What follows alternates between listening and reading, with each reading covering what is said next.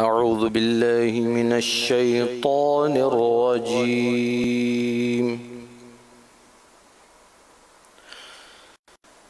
بسم الله الرحمن الرحيم.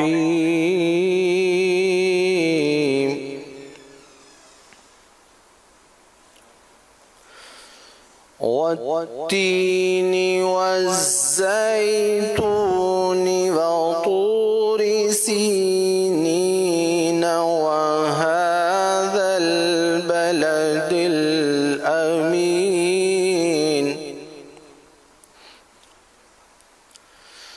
لقد خلقنا الإنسان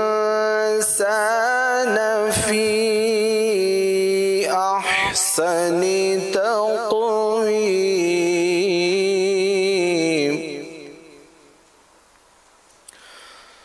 ثم رددناه أسفل سافلين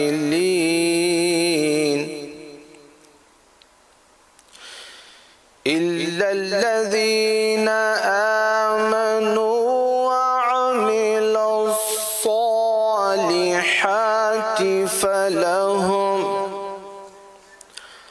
فلهم أجر غير ممنون.